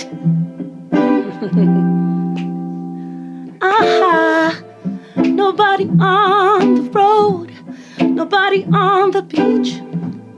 I feel it in the air. The sun was out of reach. Empty lake, empty streets. The sun goes down alone. I'm driving by your house. Don't know if you're not home, but I still see you. Your brown skin shining in the sun. You got your sunglasses on and you're smiling at everyone. And I will be the first one to tell you that my love will still be strong after the boys of summer have gone.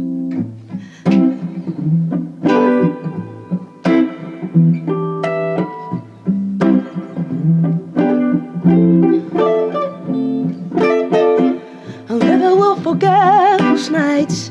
I wonder if it was a dream. Remember how I made you crazy? Remember how you made me scream? Now I don't understand what's happened to our love. Those days may be gone forever. I might just let you go, but I still see you. Your brown skin shining in the sun. I see you walking down slow and you're smiling at everyone. Remind me to tell you that my love for you will still be strong way after the boys of summer have gone.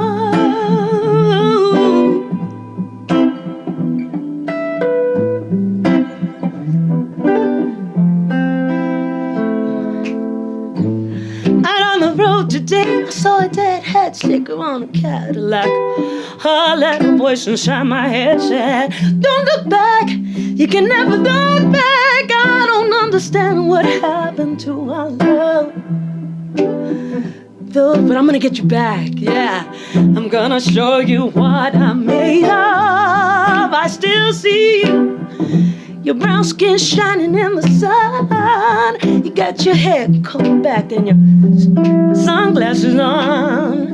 Remind me to tell you that my love for you will still be strong way after the boys of summer have gone.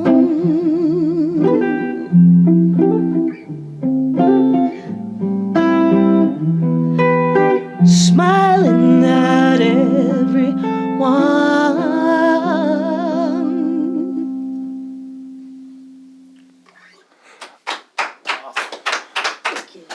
I literally have goosebumps.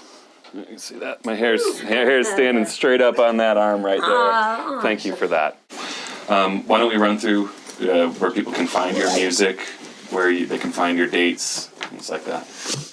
Venus Cruz on Facebook, or there's a band page. It's Venus Cruz / What Young Men Do is one of my projects. And Super Distant Boyfriend as well. And that actually came from me talking to Jalbert. I was like, do a gig with me. He's like, oh, V, I can't. You know, I've been like, not home. I've been a super distant boyfriend lately. I'm like, I'm stealing that shit. That's awesome. Jalbert. He's great. Yeah. Sweetheart. Super talented dude. Yeah, I've known him for years. I've been watching him for years, for sure. But yeah, there. And then Instagram is Venus's Music. Okay. And I play all over. Yes, you do. I just gig. Yeah. Like I said, I'm a plumber. But I'm opening for Shigeto with Justin Alvarado, who is super talented. Cool. He goes by DJ Big Beats, and he plays guitar and does Ableton beats. He also plays drums. Huh. So they wanted, and thank you, Danny Sachs and everyone at Globe Hall for letting me do that, because I've been a fan of Shigeto for a long, long time. He's killer. That room's come a long way in the last year or so, I feel like. Yeah. You been in there? No, I haven't either. Maybe I will go for my first But time. they've reprogrammed and they've done some sound work, and the whole room's getting I like that neighborhood. revamped a little bit. And it's an interesting It's neighborhood. very interesting, yeah. Yeah. Where can people find your music, Brant? Spotify, iTunes. Okay. Many Colors, one word. Many Colors, one word. Yeah. Got it. Okay. We have a single coming out in the next few months with Shane Ensley from Kneebody. This should be cool. Great. Yeah.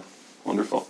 Thank you guys both for coming in. Thank you. Appreciate Thank both you, so thank much. you. Yeah, that was Thank you. fucking phenomenal. Thank you. Awesome. Thank you. Fantastic.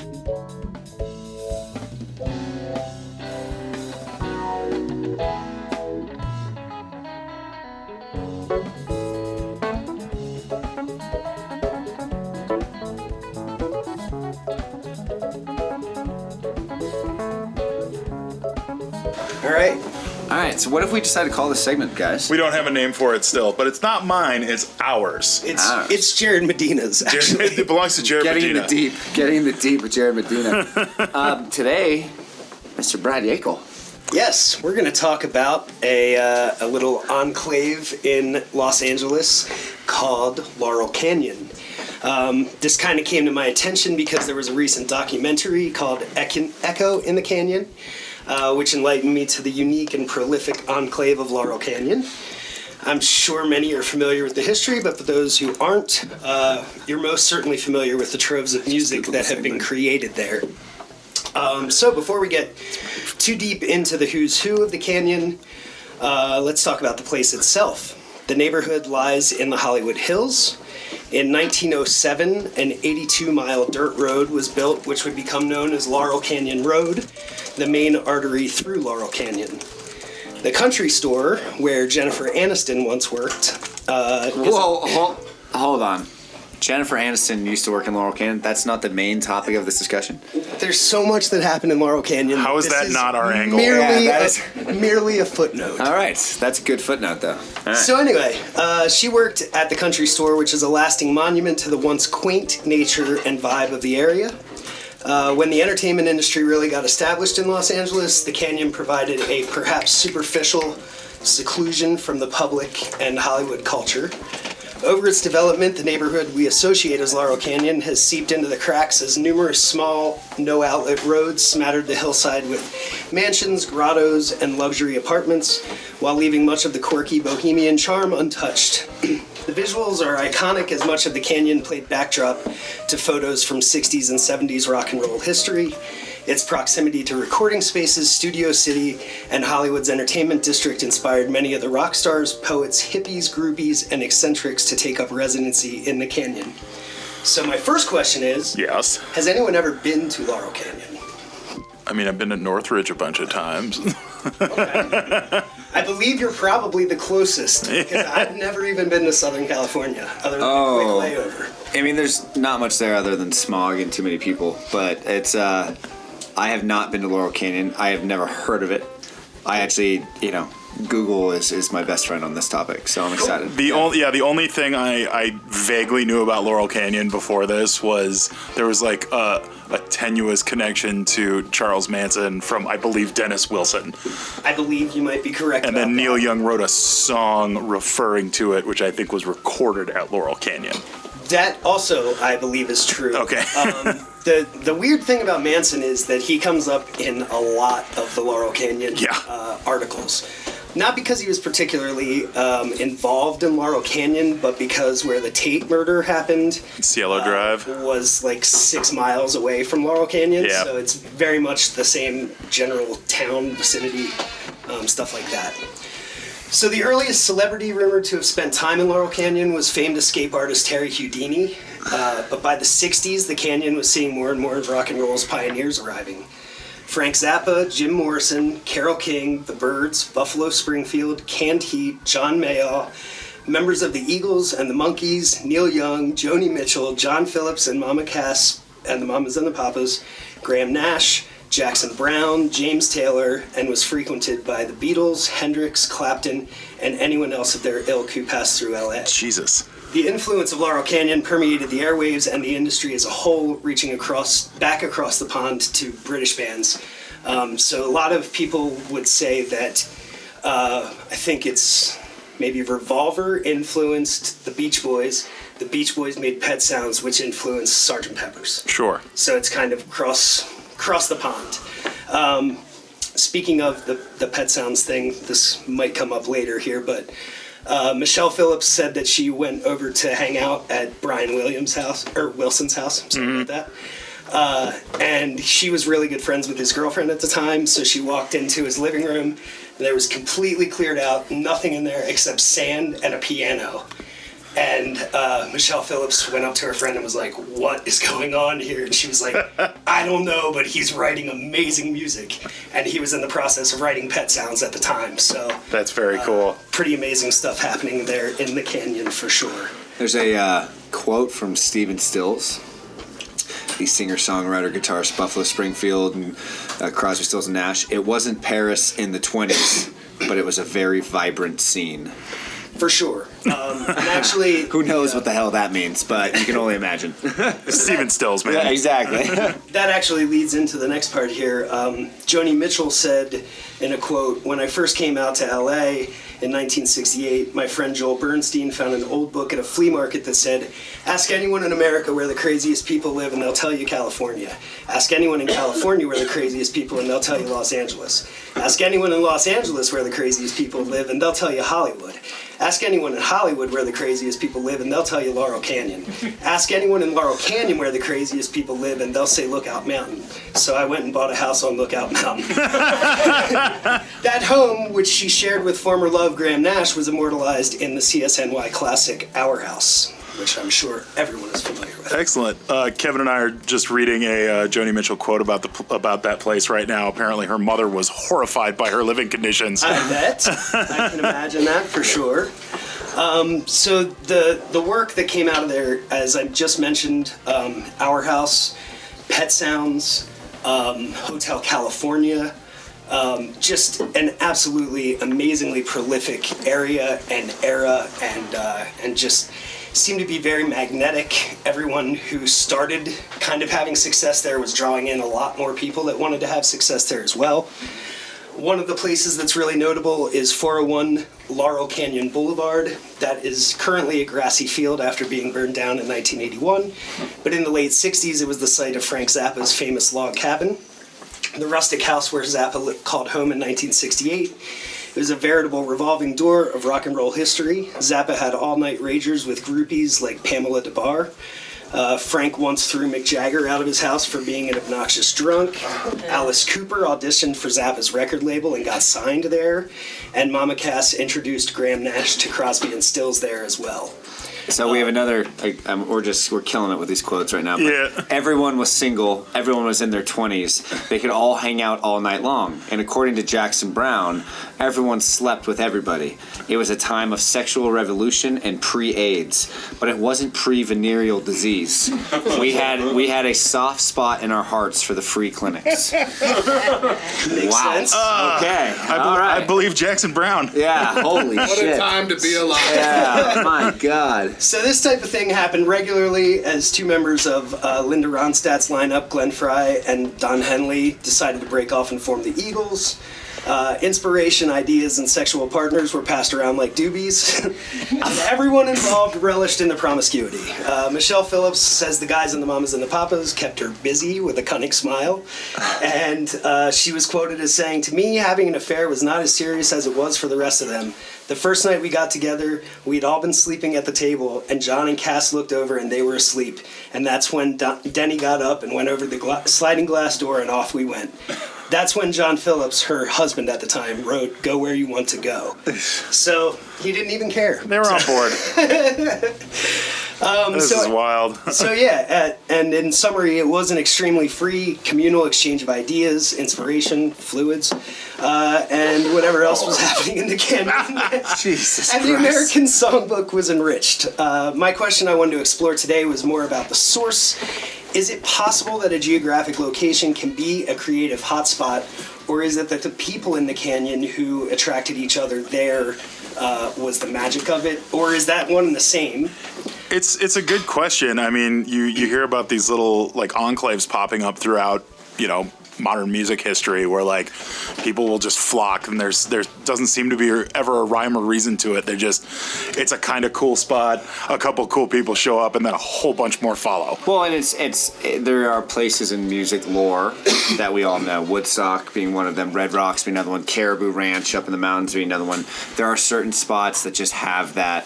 Abbey Road Studios. I mean, is Abbey Road that great of a studio? Probably not. But the Beatles recorded fucking their top albums there, so it's about what was recorded there. Now, the people being there, of course, had an influence. Haight-Ashbury is another great example of this. Exactly. No one would care about two random streets in San Francisco unless the Grateful Dead played on street corners. And they did. This definitely felt like Caribou Ranch, like when you're reading about the history of the place and kind of like how it just had this magnetic draw for creatives. But yeah, that's a good question. I mean, like how does something like this propagate, before everybody had a phone on them. Like, right. It's a really strange thing, and I tend to think that natural beauty and stuff like that is part of what draws it, because if you look, some of the areas that have popped up like that, like Netherland, for instance, is on a much smaller scale, obviously, than this. But it's definitely beautiful up there, and it has attracted a lot of people that like to enjoy nature and be artistic and creative and stuff like that. So Netherland was one of the places I was going to bring up. You already brought up the Haight, and also the Village in New York is another area where there's just been prolific amounts of work coming out. Yeah, and it's those spots. They are vibrant for the, let's say, the diversity of people that live there no matter what, just like the common people who live in the area. So I think artists, vagabonds, troubadours, they're attracted to that diversity, and that helps. San Francisco, probably one of the more diverse cities in the world. Sure. You're going to get some crazy it was. Houston. It's still really diverse. Yeah. It really is. Yeah. And, a lot of this, I think, too, is just the time it happened. I was just reading a David Geffen quote, and he's like, it was after birth control, but before AIDS. So, like, why wouldn't it be a great time? So you have to ask, like, that's a great point. Is there something about, like, that kind of that cultural or countercultural revolution that was happening in the 60s that, like, people just expected each other to get really, really weird? Well, and to that end, I mean, that when things get weird, things ultimately get weird. Yeah. And Joni Mitchell actually wrote a song called Ladies of the Canyon, which was just about all of the groupies that were flocking there because they knew there was a per capita rock star thing of, like, 15 per mile. So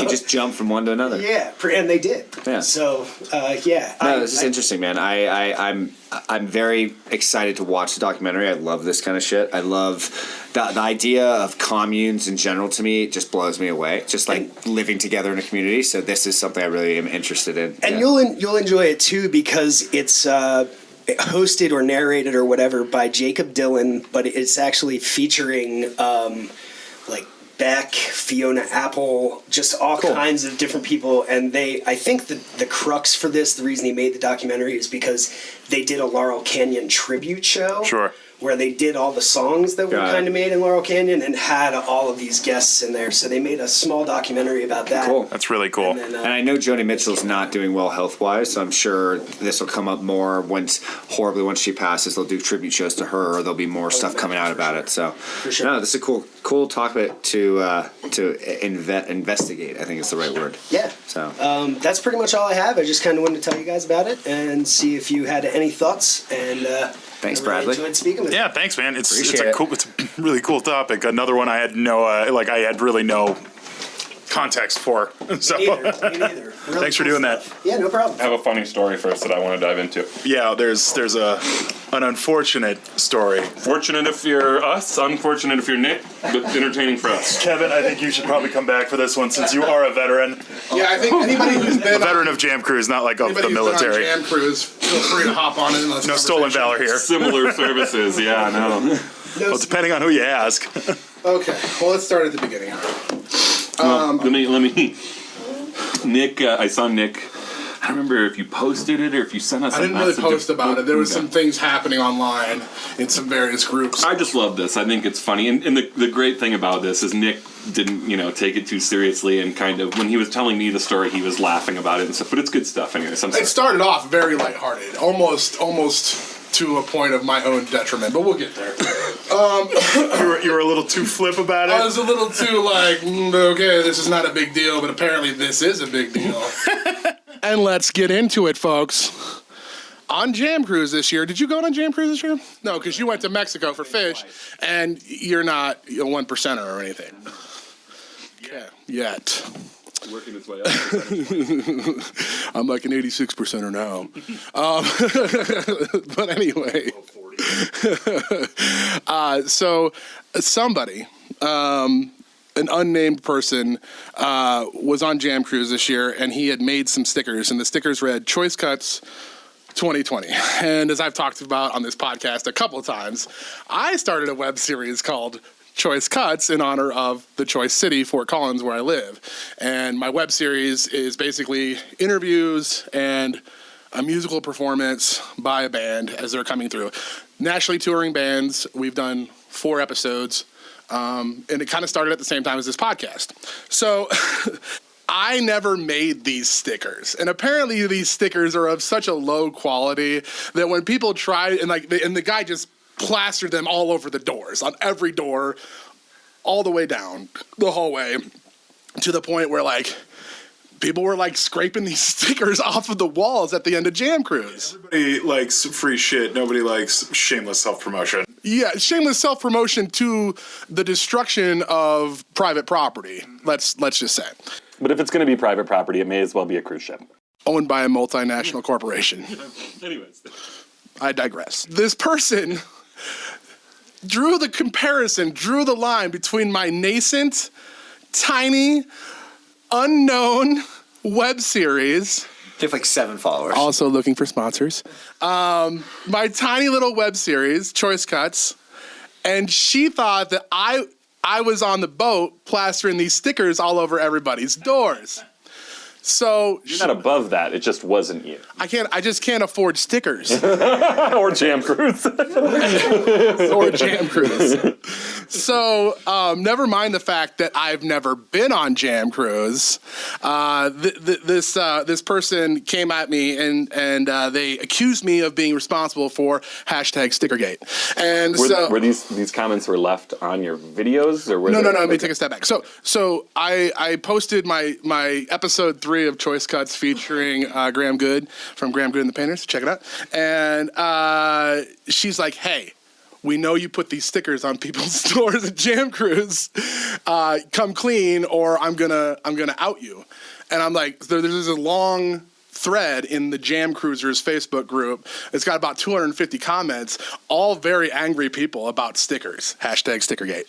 And these are adults? These are adult people that have enough money to go on very expensive vacations. Okay, just wanted to make sure we were talking about adults. Yeah, so anyway. Now, real quick, are you certain that you don't have any little acolytes running around? That's what they thought. I'll get there. I love this. So anyway, the person that called me out said that you better go into the Jam Cruisers to clear your name. Well, it's a group. It took 2 weeks to get into the group. By the time I got into the group, the thread was buried. I didn't apparently respond. Somehow my original Choice Cuts video got buried on the Colorado Rockstars, which is a page that has 5,400 people. So it makes sense that one of my shitty posts that nobody cares about might get buried on that fucking page. But again, I digress. And I posted my episode 4 in Colorado Rockstars, and she's like, "That's it. You're getting called out, motherfucker." And this person posts my name in this thread in Jam Cruisers, and then I show up. and then I have all the time in the world. Oh, you're about to poke the bear. No publicity is bad publicity, Nick. This is horrible publicity. This is Stickergate, and I had nothing to do with it. I found out later that they're promoting a shitty Spotify playlist called Choice Cuts 2020. Has nothing to do with me. Anyway, we'll get there. Fuck that guy, though, right? Fuck that guy. And fuck that guy for not being like, "Hey, dude, I put some stickers up. But I also understand that when 300 people are like, pitchforks, torches, that you don't necessarily want to be like, "I'm your Huckleberry, I'm your Frankenstein, I'm the guy." So I get it, but I what began as a very sort of jovial conversation where I was like, "Oh, I'm not the guy, and I'm sorry, your sleuthing skills need work," and all this stuff, and because this person spent 3 months on this. This happened in January, so they didn't let it go. They just kept bringing it back up and be like, "It's this fat guy in Colorado," and I'm like, "It's not me. I have nothing to do with this." It might be a fat guy, but I don't know. He's not fat. Oh, to sticker all those doors, you have to be skinny and be able to keep it moving. The endearing part of this is, despite the fact that this person continued to accuse me over and over again, to where we were going back for 100 posts. The endearing part is that you made a meme about her. I'll get there. And then the person who was actually responsible for #Stickergate, that person was called out in the thread by an anonymous person named Brian Dennehy. Thank you, Brian Dennehy. He's not anonymous anymore. Your knight in shining armor. Well, the thread's been deleted. We'll get there too. But it was a fake account. It was a fake account. But the person got called out, and I was like, thank you. This is the person. Obviously, I think you owe me a big apology. Apparently, telling this person that they owed me an apology made them just double down. No, you're the guy, you shady fuck. And like, I was just like, I'm not the guy. And all of a sudden, like, the endearing part of it was like really nice people, mods, Boone Riddle from Colorado Rockstars. He's a nice guy. He came out and defended me. Will from the production manager from the Aggie in Mishawaka was like, look, I run venues and this guy will not leave me alone. He's here all the time. I've never seen these stickers. #Stickergate. And so I'm like, dude, if I was plastering shitty stickers all over a boat, which I've never been on, don't you think I'd also plaster those stickers out my home venue? That's what Will was trying to point out. She's like, you make a lot of good points, but I'm gonna go drink some wine. Anyway, I couldn't reason with this person. I woke up the next morning and I made a meme. It's the social justice warrior hippie chick, and it says accuses the wrong guy, drinks wine. I thought it was clever. I like it. The next morning I wake up to being booted from the Jam Cruisers. The Jam Cruisers, which rightly fucking so, because I've never been on fucking Jam Cruise. So, this person has now blocked me, so I have no recourse. There's no real conversation that can actually happen here. That person has floated off into their world thinking I am the internet social justice warrior and I have destroyed yet another evil, shady piece of shit person. But really, he just pissed on a very nascent web series that's about live music. Yeah, that comes from a good place and doesn't sticker boats. And I'm just not making any real money or anything. Anyway, I'm happy you told me that. I did get a message from the admins. The sticker has been removed from the group. I was removed from the group, and like I said, rightly so. But she was not removed from the group. So I just want to say, Jam Cruisers, it was fucked up. And you know it was fucked up. And I didn't do that shit. And you know who did that shit. So I guess we're done here. But these are adults? Adult. Did I already ask that? Adult people. Okay, got it. Cool. I don't know why you made me tell that story. It was horrible. Such a waste of time. It wasn't. I love that. And here's what I'll say too is you're such a good person coming from a good place, and to have somebody blindly, kick you in the junk. Repeatedly. And then when you're on the ground, kick you in the junk again. I found entertainment in that, but I also, wanted to make sure that you had a chance to clear the air and promote your web series. Well, so yeah, Choice Cuts is looking for sponsors. It's just looking for sponsors. Right? Choice Cuts 2020. Again, it's been some very, very nice people. I got a message from a very nice person who sent me, I'll play it for you guys after this. She sent me a voicemail and just said, rock on with your bad self, and I was very happy to hear that. So I will continue rocking on with my bad self despite #Stickergate. Does anybody have any more input on Stickergate, or are we ready for hot off the I don't presses? think anybody... I was just like one-man witness to that whole shit show, man. I don't know. Great. I like that story, though, and it's very, It's fun for the kids. It's very consistent with the social justice warrior approach.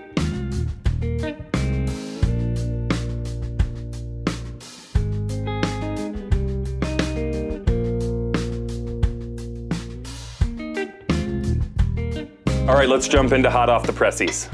Sweet. So we're gonna begin with Crazy Horse. Neil Young is trying to play old arenas. He made some statements through his website that they were looking to play the old barns, and since then he's found out that is a pretty difficult task to pull off. Most of them have been replaced by new buildings. A lot of those buildings have sports involved throughout the year, and he said that typically takes about a year in advance to get bookings in those places, and he considers planning things a year out work. And he and Crazy Horse would like to just play in a couple months in places that they think are cool. And, in all fairness, that has changed even in the last couple years. We were booking about 3 to 6 months out, and then it was 6 to 8 months out. And now in some venues, you're booked a year out or more, which I had a conversation recently with somebody. It's crazy. So much changes in a year. You book this show a year out, and maybe it isn't necessarily on your trajectory at the 9-month mark, and when you're 3 months out from the show. It's a very weird thing in the industry. That's how you get like Lumineers indoors at the Mishawaka, playing to 128 people. Sold out show though. Seemed like a good idea a year ago. A year before that. That's a great deal. Placido Domingo, global and worldwide. Placido Domingo. Dude. Placido. No, let him work it out. Okay. Do you really think what you just said is any better than what I just said? Placido. Say it correctly. You got in a fight with a girl about stickers, and come on. What is? All right, Placido Domingo, unfortunately, one of the most world-renowned, globally well-known opera singers has been accused of sexual assault by numerous women. He came out and he has settled this and came out and apologized and admitted to it. The big scandal here is that now he has taken his words back and he's saying that all the women are lying, and he is kind of coming out and he's like, I will sue them for libel now. Even though he did admit it, he settled it out of court and he apologized. This is it kind of goes back. He is close to 90 years old. I'm not, in no way does that give him a pass at all. But he's a 90-year-old man. What is going to happen to this guy? Harvey Weinstein's. That's what I'm saying. I know. He looks 90 because of the walk. Right, Bill Cosby. But in no way do I approve of what he's doing. But now, just listen to the words coming out of his mouth. He's already admitted to it. Yeah, he's already admitted to it. And now, if he's going back on that, you just know he's a liar. It's just horrible. All right, next. Cool. There's a new rockumentary coming out about the band called Once We're Brothers. I think it's focusing on Robbie Robertson's side of the band history, I guess, rather than the Levon Helm side, which I guess has also been presented. Yeah, there's some beef in the band. I didn't want to get into that. Yeah, a little bit. Yeah, a little bit. Google that. So they've made some comments about each other and then have forgiven each other and then continue to make more comments. Well, the thing is that Levon can't defend anything anymore. At this point, right? As soon as he died, I think that Robbie Robertson came out with some discouraging things that could not be refuted. That's upsetting. In the same note, an Evening with Whitney Houston hologram tour has kicked off. We're doing this? We're doing the hologram thing? Yeah, we're doing the hologram thing. Can I get hologram Jerry first then? No. Can we just put a request in? No, that's not important enough. The real question is, will this Whitney Houston hologram also have hologram crack? Oh my god. No, that's a good question. It's fair.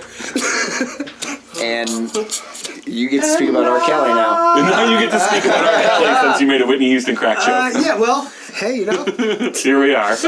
Exactly. So R. Kelly in new news is once again accused of being R. Kelly. It's about all we got.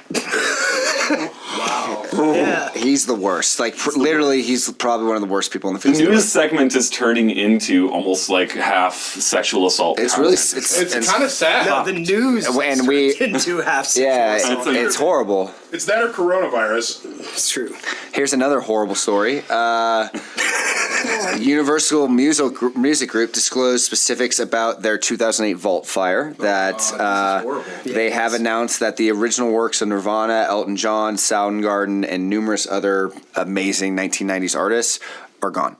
Were these not digital recordings at the time? Unfortunately, they were not. These were actual live taped analog tapes. At least they're digital now. Right. 17. Well, they've been preserved digitally, right. but you're never going to get that analog to analog. 17,000 artists were involved, and now they are worried about lawsuits coming out of it. And this is from a fire of 2008. Of course, they're worried about lawsuits, but this has happened in the film industry. Film was originally made with. It's very flammable. It's very flammable. It was made with a nitrogen-based material.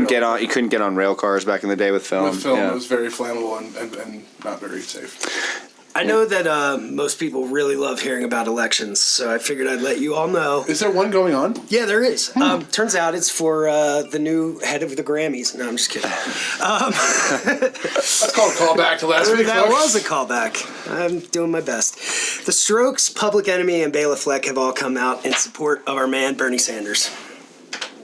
So That's awesome. Is that I love news? That is so. The I think news. so. The news is that musicians globally are coming out in support of politicians and playing 3 huge musicians globally. Huge. Big- No, it's No, big. we're No, just people- using yeah. free examples. They're playing a show too. I think. Right. Yeah, They it's a are. combined show. Jack White played for Bernie in Detroit. I mean, there's a lot. Bernie really draws out the Wook musicians too. I feel like. does. Right. I wonder, like, is Bela just going to get on stage? Too. Just remember that Pete Buttigieg knows who Fish is too. Okay. It's true. He, But nobody knows. Tweezer Reprise rocks. Yeah. And another His weird. favorite song is Waste. His favorite song is bouncing around the room, and we Yeah. all know it. Jimmy Fallon sat in with J-Rad. I saw that. 2 mixed reviews. He was white boy drunk. So this is at the Capitol Theater last weekend. They was during the encore, and Jimmy Fallon came out and played "Born to Run," "Let It Be," and there's one other song. Supposedly it was. by Neil Young. Maybe? Yeah, it was Does terrible. anybody remember the Born to Run at first? It was incredible with the lights on. It was amazing. Go. Is that when Jimmy Fallon comes out? Is that fun or is it annoying? Fans were very upset because he was wasted, and it's like didn't it's take it real bad. Yeah. Joe Russo and them were having a great time because Joe Russo has played on Jimmy Fallon's show. They know each other. Unfortunately, if you're there at the Capitol Theater, that's probably an upsetting thing. Do you not? I mean, like, how do you feel about Jimmy Fallon as a person? Because he's grown on me quite a bit. I love the slow jam stuff he used to do with President Barack Obama. I mean, he's funny. His writers are. His writers Yeah, are I don't funny. know. I guess, I don't know. You know, like, I remember when he did that. He does a really awesome Neil Young impersonation. He does all kinds. He's a musical guy. Yeah. And so I enjoy that element of his shows. And like when he has like Carly Rae Jepsen and they're doing it with the kindergarten. He played with Alanis Morissette in the subways, like in New York. Yeah, Like it's cool. recently. Like, Yeah. And so he's fun that way, but I could see how some people would find him annoying. I would have been. The title I think Jambase had was "Absolute Mess?" Question mark. He was wasted, is what Like it is called. trash. There's video. I take Oh, it. it's real bad. Wonderful. Tours are kicking off. Everything from Dave Matthews, Widespread Panic, Humphreys and Moe, and the thing I'm most curious about is Billy Strings and Dad Tour, which I believe they're playing Ann Arbor, Michigan They They played tonight, Grand or- Rapids last I night. think Did they- anybody tune into the stream on Friday? I missed it. No. I did. How was it? It was just very intimate and very Big theater though for an intimate. Yeah, it was a pretty big room, and just the dynamic. Was it Ionia that he was playing in? Ionia, Michigan, the other night? Or? Traverse City is the Oh, he one did Traverse City. that they That's streamed true. from, and that's because there's a local public access affiliate that did the whole stream for free, and so they streamed it out, and it was just nice. I watched about half of it because I was kind of in and out. Can his dad? Obviously his dad probably can't keep up with Billy, but can his dad play? His dad is a solid picker, Cool. and then sometimes his dad would look over at Billy and just say, "Key a B," and they go into it, right? So they've been cool. playing for so long, That's and they super know cool. what they, like that. There were moments where, and he talked about it a little bit on stage, and there was some storytelling stuff, and they played a lot of down home classic bluegrass That's that you awesome. come to expect. There's something about like family chemistry that just cuts right through. Yeah. Yeah, it's awesome. Speaking of Billy chemistry, did you just hear that he got added to the Bela Fleck new project? Yeah, Yes, I sent that to yes. Justin. It's Well, with Sierra Bluegrass Hall. Heart, or what is it? Yeah, Sierra Hall, Michael Cleveland, The Bela lineup Fleck. is stupid. That's And got to be a Telluride headliner, right? I would. Like get added late, maybe. Maybe, but here's the thing. I mean, Billy's doing a lot of. Were anyone stuff. lucky enough to get tickets to his Mission Ballroom shows? I didn't try. I didn't try. I'll just go. I'm going to Boulder though. Nice. Boulder Theater. Yeah. Whatever. All right. Last news Turning story on the here. video crew. Last Billy's news story blowing because up, we're so. we're getting on time. Red Rock shows are continuing to come in. The latest ones that kind of are in our ballpark. Black Keys are playing with Gary Clark and Marcus King Did you Band. see the price on those tickets? There's still a band. I read about the prices and that's insane. Like $200 a Yeah, ticket. that's it. General, general admission. GA. For top of the Top Red of Rocks. the venue. Yeah. And then they went up Yeah. to like $350, and then if you wanted like It's insane. in the first 6 rows, you could It's spend like absolutely $400. Ziggy Marley and his brother Steven are playing with Ben Harper and the Innocent Criminals. Slightly Stupid's playing 2 nights, which again didn't know they were still a band. And the one that I wouldn't say I'm excited for, but I think it will create a lot of buzz is Jimmy Buffett and the Coral Reefer Band just announced 2 nights at Red Rocks in September. He's got a pencil. Yeah. You are the only one that's excited about that. I think. It's not exciting. It's just like one, Jimmy Buffett's like he's kind of in that lore of he used to play Alpine Valley with like the Dead, and like he's got the Parrot Heads. He's one of the few musicians who have a group of 50-year-old people drunk who white guys. follow He them. love it, Yeah, love them. So many Yeah. socks and sandals. Oh my God, Margaritaville will be flowing. Oh my God. But hey, that's the news. We're missing out on some up and coming spring shows. I just want to bring to people's attention. Obviously, like the Dusters are on tour. They're coming through right now. They're going to be at Washington's next week. Stanley. The Stanley Hotel. Boogie at the Broadmoor is coming up. The Boogie at the Broadmoor is next weekend. Who's going to Boogie at the Broadmoor? I am. Ryan's going I'm as well. to Snowdown for Mo. So Mo is playing the Wednesday at Washington. So this is not this weekend, but next weekend. And then they're going to do a 3-night roundup at Frisco. So we got a condo. Is anyone else doing the Broadmoor thing? Are you? I may be. Rosie, Search on the Sun. Let me know. We'll. I'd like to do a session with Rosie from up there if we can. Cool. If we can squeeze it in. Do something. I'll drive down there. It's not too far. I mean, I know there's a lot of good stuff. I mean, Cervantes lineup. I mean, everyone's got good calendar stuff coming up. So Springtime in the Rockies is always a special time for me. I feel like I get more shows in the springtime out here than I do even in the summer sometimes. Good job, everyone, on the bookings. Yeah. Spring bookings. Way to get some music going, Cass. Good job. Good job. All right, are we done here? Anybody else? So close. If you have anything else, go ahead. I'm good to go. I would just do a plug for anybody up in Fort Collins on Wednesday of this week. There's a local community event that's been put on by Kevin Kirchner, who he's doing a web series called Magnolia Sessions, and they've turned it into a community event where they premiere the video that he created for the band at the Aggie, and then they have I think Music City Hot Chicken brings some chicken wings, and there's maybe even some free or discounted beer stuff going on. I don't know. Maybe there's free beer. Go check it out. I don't know. But it's like $5 to get in, and you're supporting sort of a community endeavor. So I just wanted to throw that out there. If anybody is up in Fort Collins on Wednesday, check out Magnolia Sessions. It's a community event, and it starts from 6 and it goes to 8, so you can get home and you don't have to get a very expensive babysitter or anything. I'm super pumped for one of my favorite musicians and probably people in general. We've mentioned him every episode, but Roosevelt Collier and Friends is playing. I don't know the exact dates of the whole run, but I'm going Thursday the 26th at Avon at the Agave. So Justin, can you give us the details on that? Wednesday, Rosie and I put together a good band. We got Vince Herman. We're going to be announcing Andy Thorn. Joel Searles from Genetics and Jeff Franca from Thievery Corporation. We're going to roll that out tomorrow. So for the 6 people who are watching. But yeah, Wednesday is at Old Town in Steamboat. Thursday is Agave in Avon up by Vale. Friday we're going down to Taos Mesa Brewing, which is just an awesome spot, so vibey. And then on Saturday we'll be headed up to Public House in Crested Butte. And then Rosie will be doing something that Sunday at 10 Mile for the Grateful Dead ski celebration that they're doing up there. So a packed week string a little run like that together at the end of March. Yeah, that's going to be a lot of fun. And any excuse, I'm personally looking forward to Taos. Any excuse to get down to New Mexico is going to be a lot of fun. But we'll give away some tickets to some of those shows. Tune into Music Marauders Facebook page for that. And speaking of Joel Sears, congratulations on getting engaged. Yeah, Joel got engaged to his now fiance Mia. Yeah, so congratulations. Super excited. Yeah, that's wonderful. Yeah. Anybody else have anything they want to input?